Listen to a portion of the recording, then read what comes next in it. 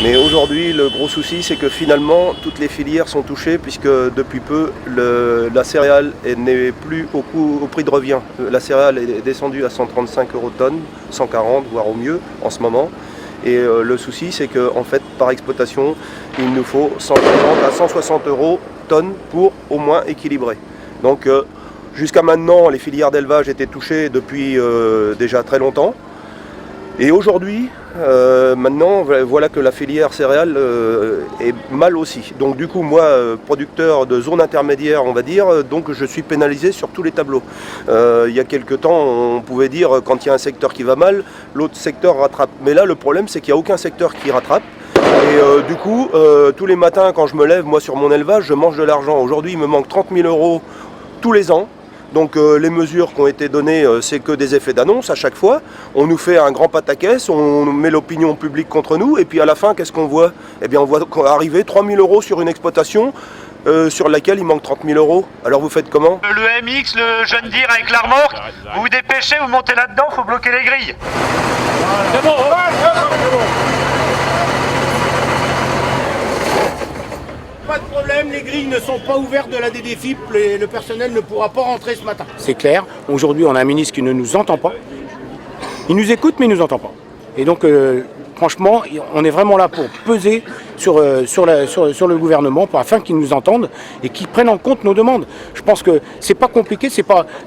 On a vu que décréter des prix au niveau de l'État, ça ne se fait pas puisque Bruxelles enquête. Donc c'est pas ça qu'il faut. Mais il y a plein de mesures à prendre. Quand je vois le prix de mes céréales, je me dis que si on fait rien, on va tous mourir, quoi. Et 1 kilo de viande, 1 kilo de blé, 1 kilo de pain. Maintenant, aujourd'hui, il n'y a plus de plénitude. On a des crêtes, des creux, des crêtes, des creux. On se retrouve avec soi-disant on nous dit qu'il y a des excédents, je sais pas, je comprends pas tout. Voilà. Donc je me suis déplacé parce que je pense que si nous on le fait pas, c'est pas les autres qui le feront à notre place.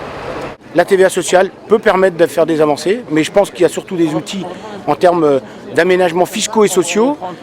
Le CICE, il est ouvert uniquement aux employeurs de main-d'œuvre. Pourquoi ne pas l'ouvrir directement à l'exploitant, donc faire un allègement de charges direct? Ça, c'est une mesure concrète, parce qu'aujourd'hui, on a quand même des céréaliers qui sont exsangues aussi, et donc il faut absolument les aider.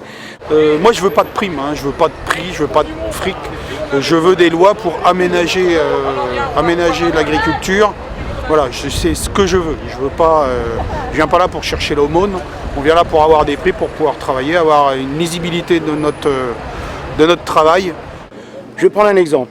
Le litre de lait, aujourd'hui, il est vendu moins de 30 centimes par le producteur à son transformateur. Si seulement on pouvait instituer une petite plus-value de 3 ou 4 centimes à l'arrivée et que les GMS le reversent sur un fonds pour aider les éleveurs laitiers, voilà, 3-4 centimes, c'est ce qui manque aux producteurs aujourd'hui pour s'en sortir. C'est simple à mettre en place. En Belgique, ça se fait déjà. C'est pas interdit par Bruxelles. Et ça, c'est une mesure que les pouvoirs publics peuvent prendre dans les semaines qui viennent.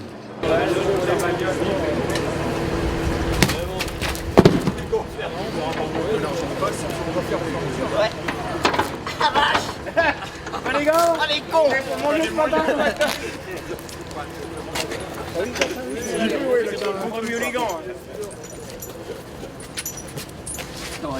Le problème que l'on a, c'est toutes ces mises aux normes. Aujourd'hui, on nous change sans arrêt les normes. Donc déjà, au quotidien, vous avez une surcharge administrative. Quand vous êtes dans un élevage, que vous avez bossé comme un malade sur votre troupeau parce que vous avez des soucis au quotidien sans arrêt, vous rentrez le soir, vous avez toute la partie administrative, eh bien, je vous dis que c'est des heures et des heures. Là, ça ne nous fait pas plaisir de venir manifester, contrairement à ce que tout le monde pense, parce que pour venir manifester, un éleveur, il va se lever à 4h30, donc il a autre chose à faire, c'est pas notre boulot, franchement. C'est honteux d'en arriver là, c'est honteux, c'est scandaleux ça. Il n'y a rien de pire que ça. Et si le gouvernement ne l'a pas encore compris, eh bien c'est que vraiment il s'est bouché les oreilles, c'est pas possible. C'est scandaleux ce truc là. Moi à 52 ans je peux pas comprendre là, franchement c'est honteux.